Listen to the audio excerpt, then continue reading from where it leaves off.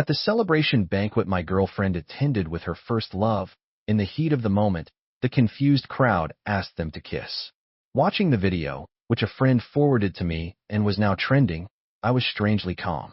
I even found myself amused, leaving a comment below. After sneaking around for so many years, they finally dared to kiss openly. Congrats. Last week, it was my dad's first birthday after being discharged from the hospital, and I specifically invited Freya to join us for dinner. But who would have thought? We waited until the food went cold. She never showed up. It wasn't until I checked Julian's WeChat moments that I realized Freya had rushed to the hospital to take care of him for a mere sneeze. I confronted her, but she was indifferent. Your dad's fine now, and I'm not even part of your family. I would just be in the way. We gave each other the silent treatment for a few days. Yesterday, Freya sent me a text asking me to attend her company's celebration banquet tomorrow. It was her subtle way of extending an olive branch. Over and over, we've quarreled and reconciled, all because of Julian. This cycle has been the norm ever since Julian returned to the country. The control of our relationship has always been in Freya's hands. Whether it's good or bad depends entirely on her mood, and her mood depends on Julian. I've become just a pawn in the emotional game between them. But yesterday, when I saw her message, I no longer felt any joy.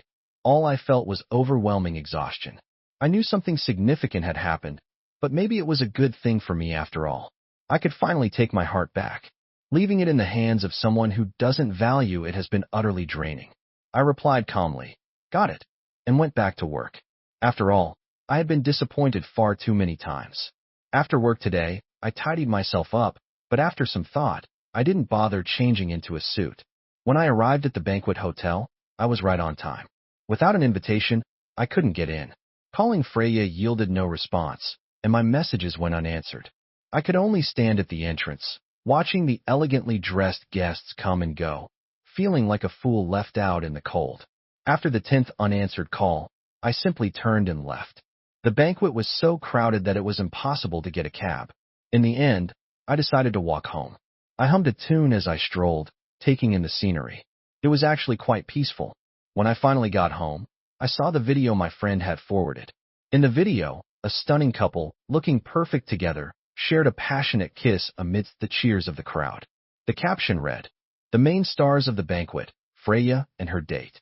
The video had already made its way to the trending section in the local area, and many people were commenting below, calling them a match made in heaven.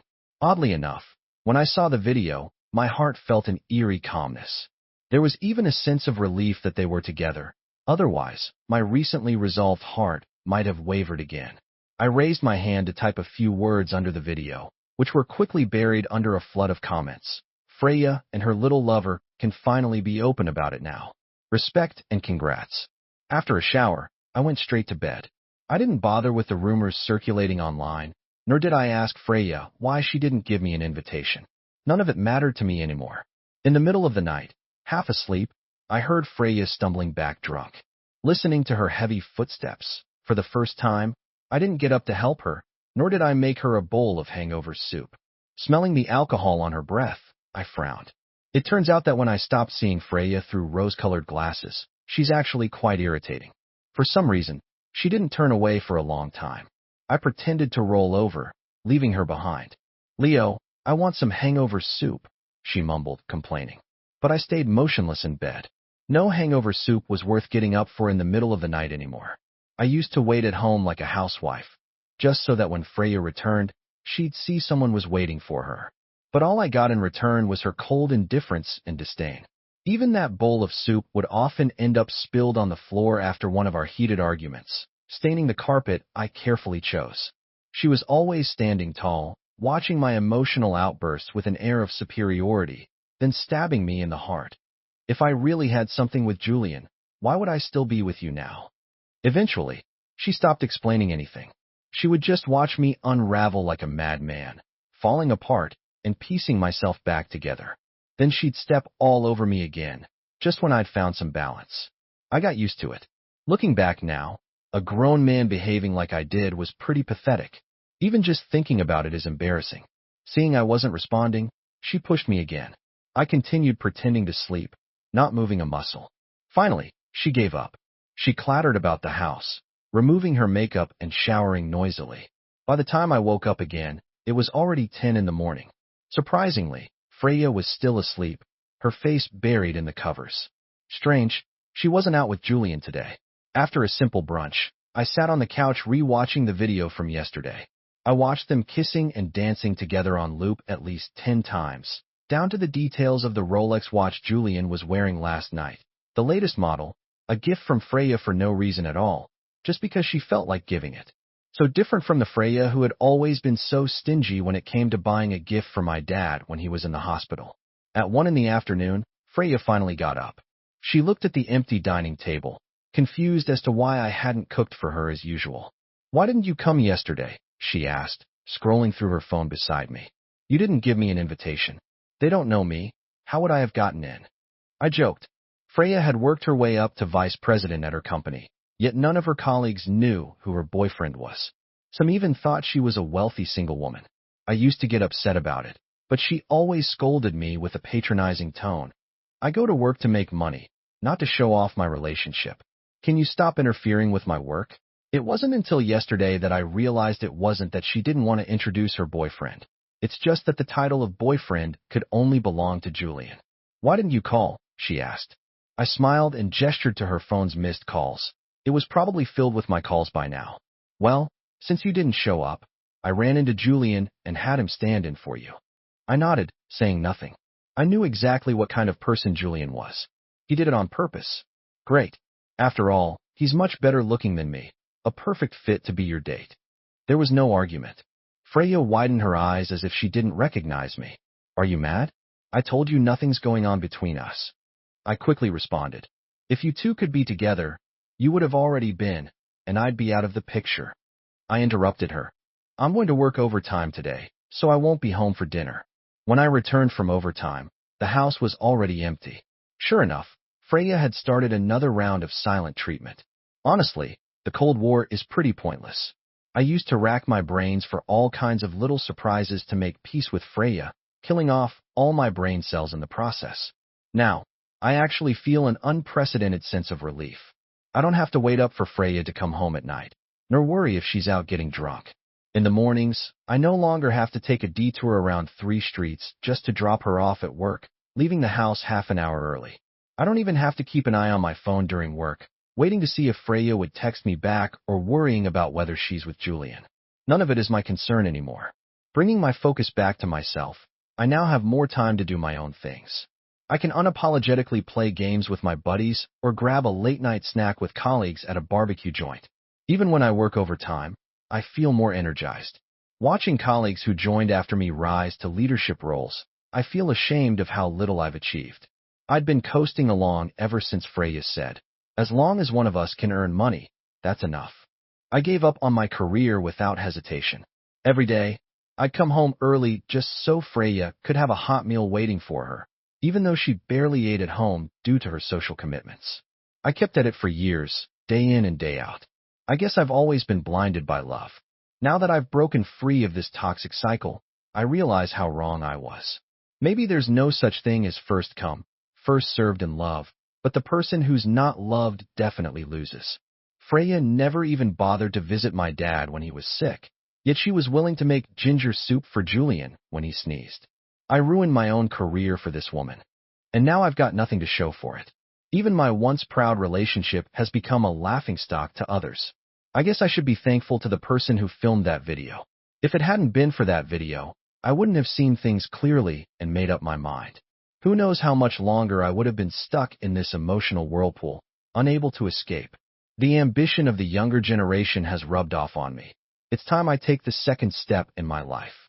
The first step was throwing away my dignity for Freya. The second will be reclaiming it piece by piece.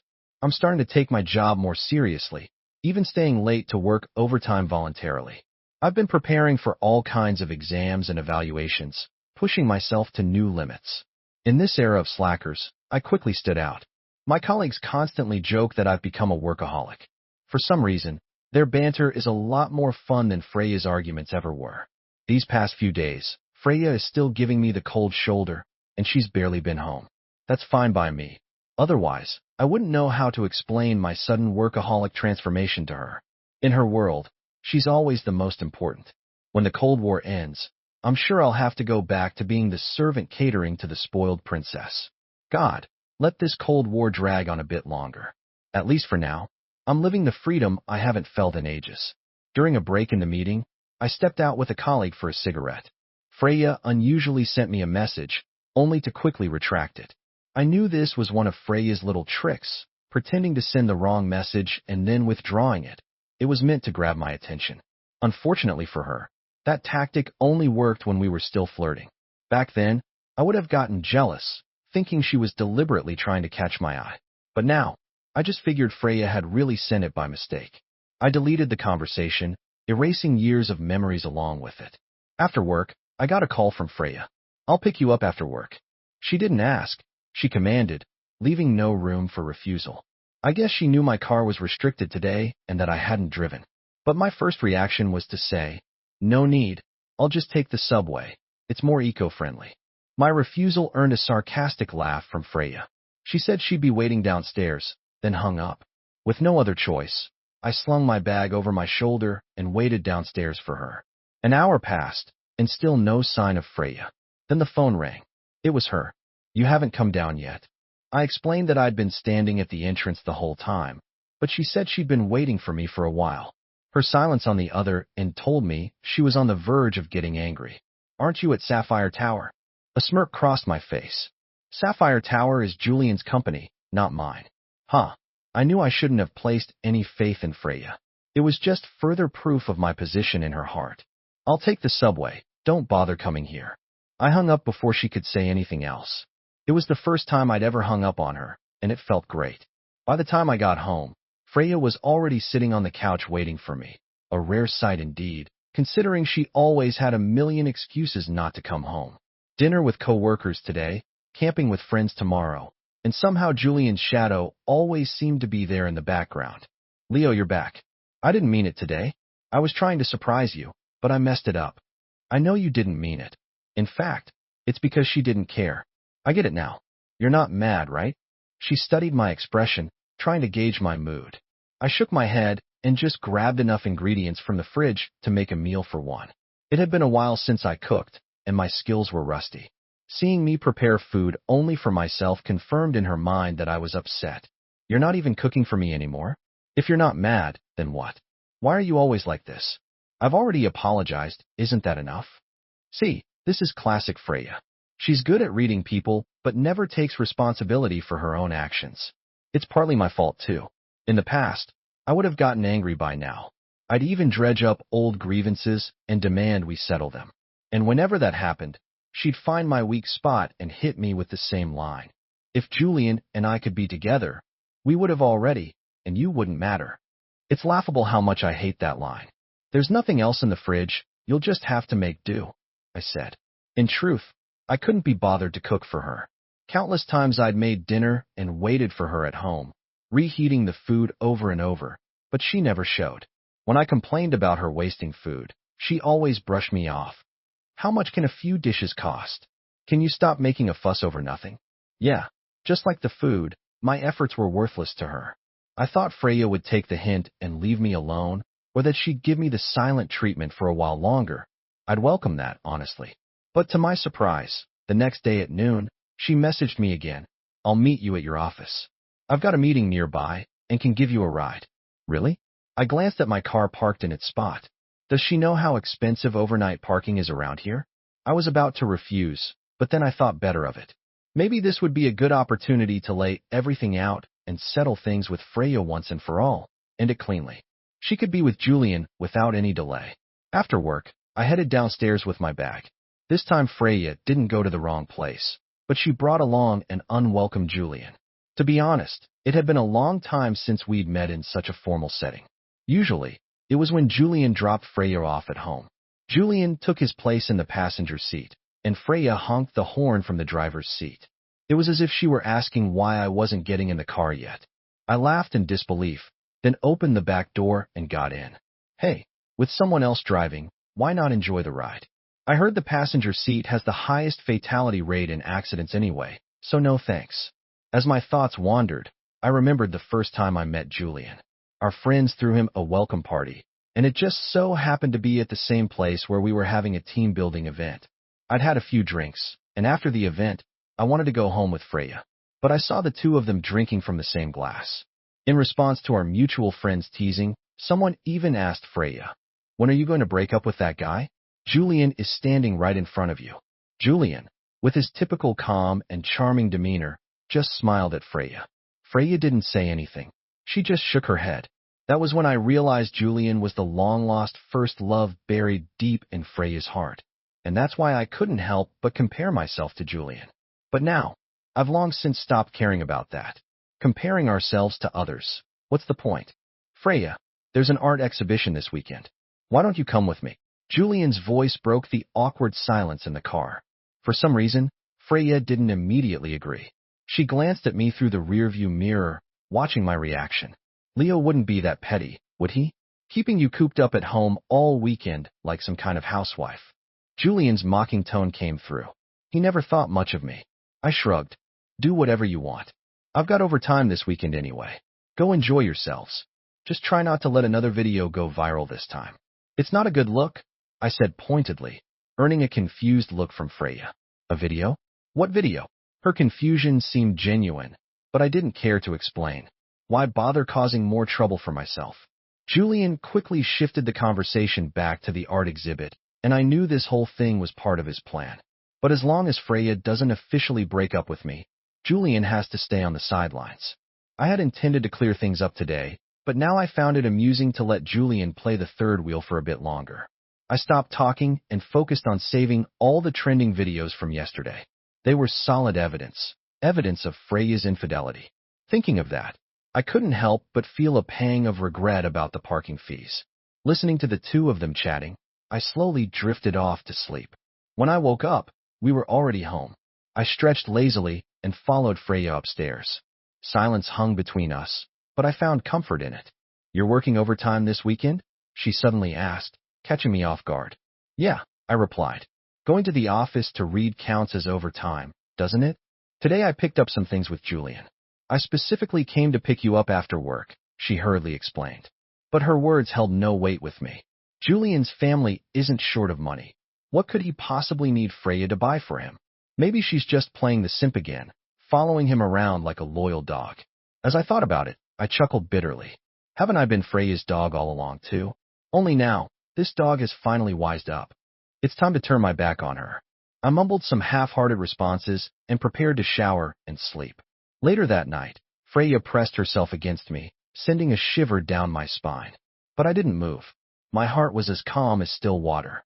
The next day, to my surprise, Freya was downstairs again. "Felix and the others want to meet up today.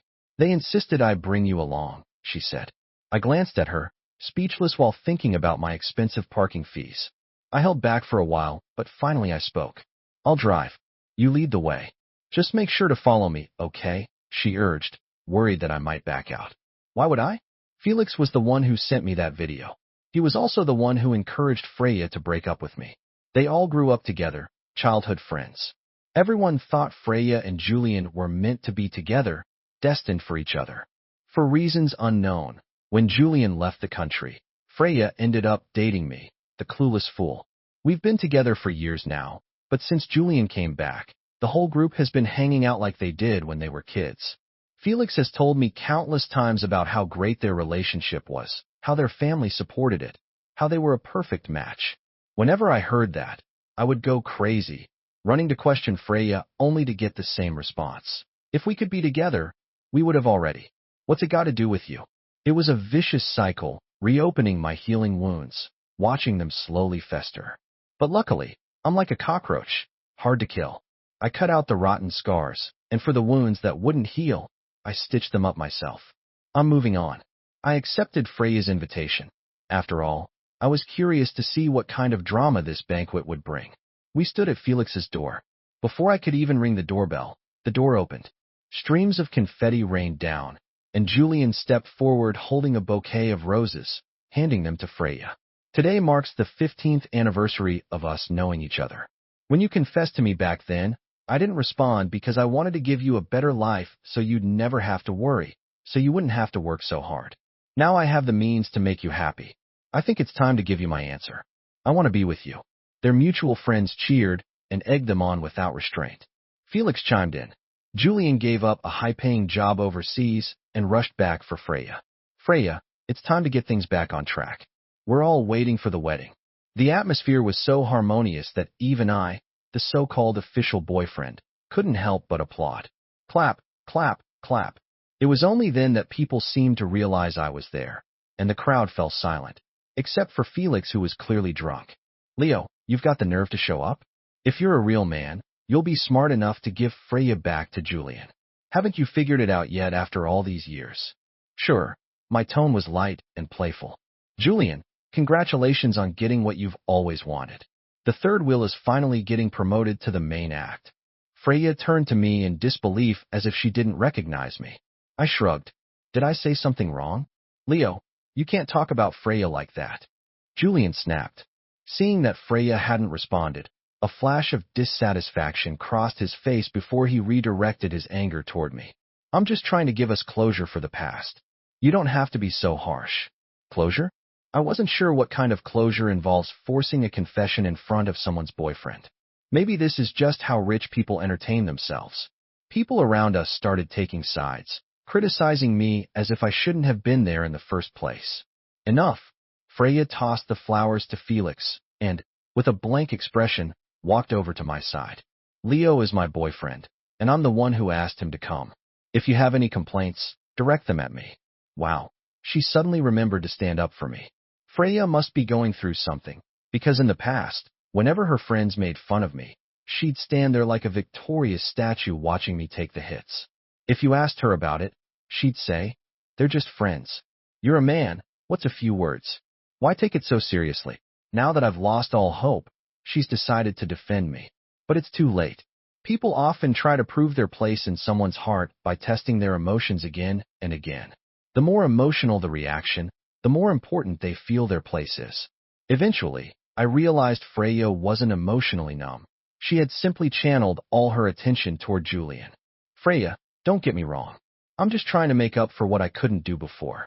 If you're upset, I'll apologize to Leo on behalf of everyone.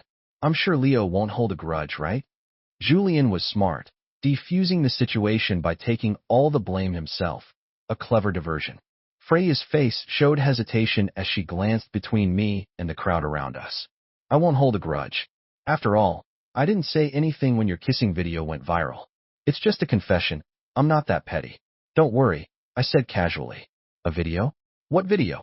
Freya was still confused, but the mention of the kiss seemed to jog her memory. I pulled up the video on my phone. To be honest, it was Felix who sent it to me. Otherwise, I wouldn't have known. As I showed the trending video of them kissing, Freya's face flushed, alternating between pale and red. Love doesn't disappear in an instant. Humiliating Freya in front of a crowd wasn't my intention, so I chose to walk away. Sitting in my car, memories of me and Freya flooded my mind. It felt like everything evaporated with today's confrontation. My phone kept ringing. I silenced it and drove home, to my home. My dad has been out of the hospital for a while now, and I still haven't visited him. As for Freya and me, we'll talk once she's calmed down. By the next time I see her, she might already be Julian's girlfriend. As soon as I stepped out of the house in the morning, I saw Freya waiting downstairs.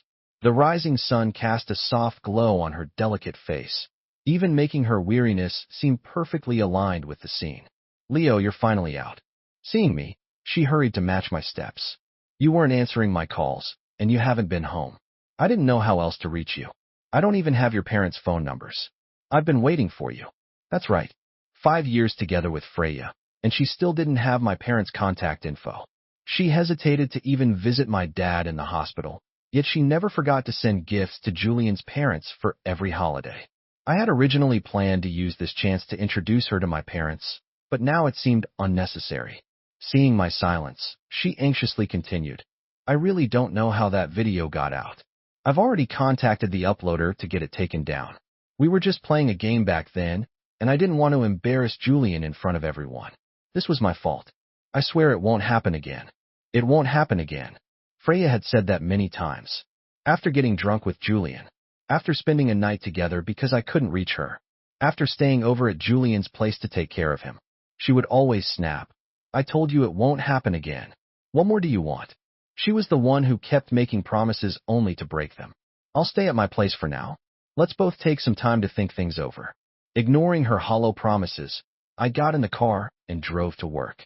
During lunch, Freya sent me a message but quickly retracted it. For some reason, this time she sent a picture right after. It was a travel plan she had made. I replied with a question mark, not understanding her intent. Was she really showing me her travel plans with Julian? "You said you've always wanted to visit the capital, right? I've made all the arrangements. Let's go together." We had talked about going on a trip so many times. I had worried she was too busy, so I made all the plans. All she had to do was follow me. Every time she'd say she was too busy. Busy having dinners with Julian. Busy stargazing with Julian. Busy attending events with Julian. There was never time to travel with me. Too bad I deleted our previous chats. Otherwise, I could have revisited the countless times I played the fool. Usually, my long messages would only get brief replies. Sometimes it was just me talking to myself. At first, I'd tell myself she was just busy with work and didn't have time for me. Eventually, I got used to it, even treating our chat as her daily reminder to not forget to eat. In love, the one who loves more is the one who loses. But I liked her, so what could I do? Now, I realized that sometimes the best outcome between people is to not disturb each other. I casually skimmed through her travel itinerary and set it aside. She hadn't even remembered that I'm allergic to chicken, and yet she had enthusiastically highlighted the first stop, roasted chicken in the capital. Chapter. The weekend finally arrived. My colleagues had been pestering me to treat them, celebrating my promotion to team leader. I grinned and, with a wave of my hand, declared that today's bill was on me. I must admit, not planning for a wedding has really loosened up my spending. I used to live so frugally, saving every penny to marry Freya. Even when co-workers wanted to split a coffee, they'd automatically skip asking me. They knew I'd refuse. After a while, they stopped inviting me to group activities altogether. Meanwhile, Freya spent money like water, all for Julian's happiness. Luxury watches, high-end goods, she'd buy them without blinking. She even dipped into our house savings without hesitation. I tried to advise her to be more mindful of her spending, but she'd snap back. Most of that money was earned by me anyway. I can always earn it back later. Eventually, I stopped bringing it up. Now, I'm genuinely grateful that I have time for myself again. With arms around each other's shoulders, we headed to a barbecue joint, which was apparently our company's hidden gem. Big portions, great flavor, and affordable. Just as I was raising my glass to celebrate, Freya called. "Leo, are you coming home tonight? I bought a bunch of your favorite dishes. It's been so long since we've had dinner together." I thought about Freya's disastrous cooking skills. If we ate, I'd probably have to do the cooking myself. "No need. You eat by yourself." "I'm eating out," I replied. Just then, one of my female colleagues shouted for everyone to raise a toast to me. Freya's voice suddenly grew sharp. "Who's that? Why are there women's voices?" I sighed. "I'm at a dinner. Isn't it normal to have female coworkers? Don't be so paranoid." Every time I found out Freya was with Julian, she would say the same. "We're just hanging out with a group. It's perfectly normal for there to be guys. Don't be so paranoid." Now I finally had the chance to throw that line back at her. After hanging up, I went back to enjoying the food. I have to admit, the grilled skewers at this place were delicious. Throughout the evening, Freya sent me a few messages saying she was worried about me driving home after drinking and offering to come pick me up. I ignored her and made plans with my colleagues for another round. When I didn't reply, she called again, determined not to give up until I answered. "What's your deal?"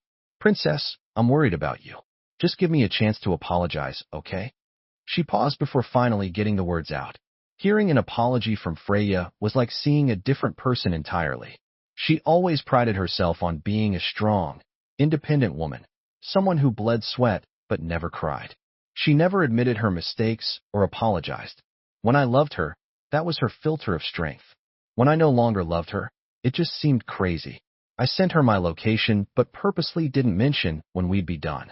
By the time we stumbled out drunk and unsteady, Freya was already waiting at the door. "How did you drink this much?" She tried to help me into her car, but I waved her off, staggering toward my own. Even drunk, I didn't forget how expensive the parking fees here were. Freya bit her lip, but eventually followed me. "I want to go home." I mumbled from the passenger seat, watching as Freya drove us back. This isn't my home. I want to go to my own house. When we got to her place, I refused to go upstairs, insisting on going back to my parents' house. That sneaky woman, she tricked me. She had ulterior motives. Freya, now unusually gentle, helped me upstairs and put me to bed.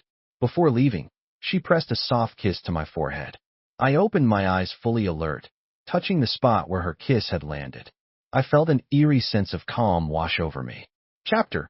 To avoid running into Freya, I got up before dawn. I didn't expect to find her sleeping on the couch. I tiptoed over and gently covered her with a blanket, but it woke her up. Leo, you're awake? I'll make you some hangover soup, she mumbled sleepily, her voice soft, lacking the authority she always carried at work. No need. Just go back to bed and rest, I said, then hurried out the door. Surprisingly, Freya didn't go to the art exhibition with Julian. Instead, she brought me a lunchbox and left it at the office front desk, afraid I'd refuse to see her. From that point on, Freya seemed like a completely different person. She stopped hanging out with Felix and their group and even turned down invitations from Julian. Every day, she delivered lunch to me, reminding me to eat well. Even when I went out with colleagues, she would show up at the restaurant to pick me up afterward. I had no idea what her game was, but with a new project keeping me busy, I let her be. So Freya started hurrying home every day to cook for me.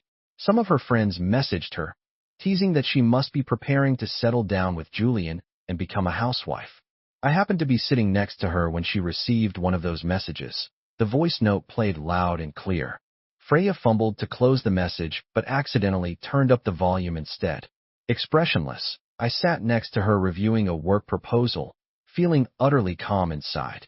I wasn't going to foolishly open my heart again just because of Freya's sudden change, and I was right not to. I overheard her messaging back, and she even posted a picture of us together in her moments. Noticing my frown, she hurried to show me her post, thinking that I was upset about it. Truth was, I was only frowning because of a minor mistake in the proposal. She showed me the picture she had posted in her moments. It was from our 5-year anniversary, taken at a studio where I dragged her to get some photos. That day she had been unusually cheerful, constantly smiling. I had thought it was because she was excited about my proposal plan. It wasn't until later that I realized it was because she'd received a message from Julian telling her that her first love was about to return to the country. Thinking back now, that happiness was real, but beautiful moments are fleeting, and 5 years passed in the blink of an eye. The company just called me in for overtime. You'll have to eat alone, I said. I needed to head back and fix this proposal, which could be my stepping stone to a promotion. Ignoring Freya's hesitant look and the soup she had painstakingly made, I left the house. She didn't need me as a dinner guest anyway. Who would have thought that after finishing my overtime, I'd find Freya waiting for me outside my office again? I rubbed my eyes, thinking I was seeing things. I had expected her to throw a fit after how I had brushed her off and a cold war to inevitably follow. But there she was, waiting to pick me up from work, her face flushed from the cold wind. At that moment, I finally made a decision. Even though I didn't love her anymore, the Freya I remembered had been a bright, confident girl full of sunshine. For my own sake, I didn't want to see her reduced to this pitiful state. Besides, I knew there was no going back for us.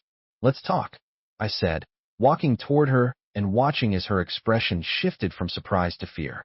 Without a word, she got in her car and drove away. I scratched my head and decided to head to my parents' house instead. We both knew there was an insurmountable gap between us. Dragging things out wouldn't fix anything. Chapter. I didn't expect Freya to be this patient. To avoid me bringing up a breakup, she initiated another Cold War. This time, neither of us was willing to back down. Just when I was stewing in my own thoughts, my dad called me into his room to talk. Life isn't all about love. Sometimes letting go now might be the best way to meet again under better circumstances. Right now, you're both too stubborn, and it's only hurting you. When my parents first learned I was with Freya, they were happy for me. They had heard me mention her name many times, and they were delighted at the prospect of us getting married. They'd even urged us to tie the knot, but I kept brushing them off. I took on all the pressure myself just to spare Freya from worrying about such things. I didn't want her to be burdened by these trivial matters. Who would have thought I'd never get the chance to say these things? Just as I stepped out of the room, I heard a knock at the door. Leo, Freya walked in full of energy, carrying health supplements, and greeted my parents with a bright smile. Uncle, Auntie, it's been so long. I've been busy lately, so I haven't had time to visit. I heard Uncle's recovery has been going well, so I came by to check on him. My parents looked at her in surprise, then glanced at me. They soon excused themselves, leaving us alone in the room. With just the two of us, I dropped my polite demeanor. Freya, don't you think it's a bit inappropriate to show up unannounced? Uncle's been sick. I came to check on him. Is that so wrong? My dad's already recovered. Now you remember to come see him? Where were you when I asked you to visit earlier? I was busy then, but as soon as I had time, good. Since you're here, let's have a proper talk. We went to a cafe near the house, and I stopped her from ordering anything. Let's get this over with quickly. I need to head back to work. Don't you think the way we've been interacting is a bit off? No man can stand his girlfriend being so close with another guy, not to mention even more inappropriate behavior. Ignoring Freya's attempts to explain, I continued. I really did love you back then, but you shouldn't have taken my love for granted. I'm only human. I get tired too. I sighed, debating whether to keep talking. Freya just sat there quietly crying. I know I've been selfish, Leo. I admit that when Julian first came back, I was confused. But over time, I've realized that you're the one I truly love. I've told them all that I'm your girlfriend now, and I told Julian we won't be hanging out anymore. Can you please give me another chance? I'll change until you love me again, okay? Freya, you still don't get it, do you? The problem between us isn't just Julian. It's that you crossed a line without even realizing it. You gave him your heart. I never saw any of the special affection that a girlfriend should have for her boyfriend. If I had a childhood friend and constantly catered to her, would you be happy? And the most painful thing for me was when my dad got sick and wanted to see you, but you ran off to take care of Julian. Did he really need your care, or were you just avoiding meeting my parents? We should have ended this a long time ago. With that, I left the cafe. As I looked through the car window, I saw Freya sitting there quietly, the sunlight highlighting the tear stains on her face. Maybe this was the first time she had ever cried for me. Chapter. I have many memories of Freya crying like a little hamster. She would bury her head in the blankets and silently shed tears. She stayed that way for more than 5 minutes. There was no doubt she was crying. There were many reasons for her tears: failing an exam, frustrations at work, feeling homesick, or perhaps it was thoughts of her unrequited love that never came to fruition. She cried after meeting Julian, too, but those were tears of joy, the kind of happiness where it felt like everything was solved just by having her first love by her side. When I stood next to Freya, I used to think to myself, as long as I'm here, I'll never let her shed a single tear for me in this lifetime. In the end, I broke that promise. After talking things through with Freya, I deleted all my connections with Felix and the others. They were friends I had only gotten to know for Freya's sake, and they never acknowledged me anyway. Finally, I got back on track. My busy schedule kept my mind from wandering to all those messy thoughts. Each day I worked, studied, and spent time talking to my parents. When I got home, there was a strange sense of peace in my life. Freya never reached out to me again, nor did she update her social media. That was for the best. If I saw her again, I might be reminded of my pitiful past as her simp, which I'd rather not relive. Just as I thought my days would continue passing quietly, I ran into her at the hospital.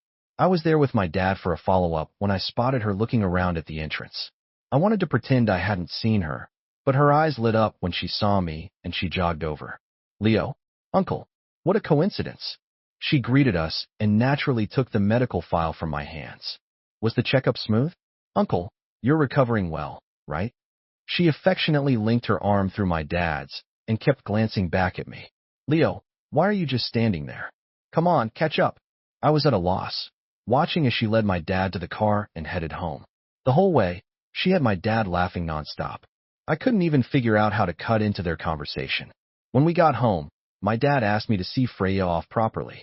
Seeing her proud, triumphant smile, I fell silent once again. Freya, you don't have to do this.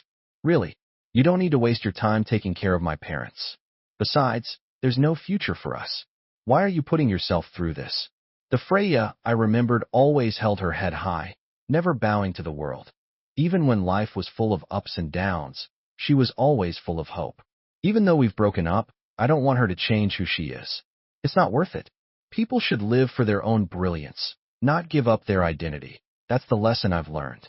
I just feel a bit guilty about Uncle and Andy. I never properly visited them while we were together.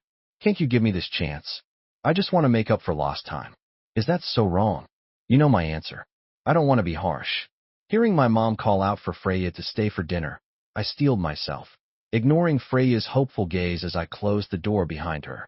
It was better for both of us to end this sooner. Besides, I really didn't want to drag this out any longer. Chapter. Recently, the company offered me an assignment abroad. If I do well, I could potentially get promoted by 3 levels. I had been hesitating. My parents are here, and I didn't want to leave them, especially with my dad getting older. But today I realized I have no choice but to go. Part of it is to avoid Freya, but I also want to challenge myself. After all, I've been in a slump for too long. It's time to get my life back on track. As always, my family supported my decision to explore new opportunities. So, on a quiet afternoon, I packed my bags and left home. Aside from my parents, I didn't tell anyone. Freya, too, stopped contacting me, but somehow she kept popping up in conversations with my parents. Freya came by to clean the house today. Freya took your dad to his hospital checkup yesterday. Or Freya's learned how to cook now. She made a whole table of your favorite dishes for us. I was grateful for everything she did for my parents, but I never reached out to her. There was no trace of Julian or Felix in her WeChat moments anymore. Just pictures of her flower arranging and cooking. But it didn't matter. I would never fall for her again. I used to learn how to cook dishes she liked, pestering my mom for tips. I would get up early to go to the flower market just to buy her the best bouquet. But once we broke up, it meant the end. A year passed in the blink of an eye. I video called my parents and told them I'd met someone here and I'd bring her home for New Year's. My parents stiffened for a moment, then smiled and agreed. From the corner of the screen, I spotted the edge of Freya's dress. She was wearing the long dress I loved when we first met. I smiled and ended the call. Looks like my parents will soon return to enjoying their time together. As for a girlfriend, maybe I'll just rent one online when the time comes.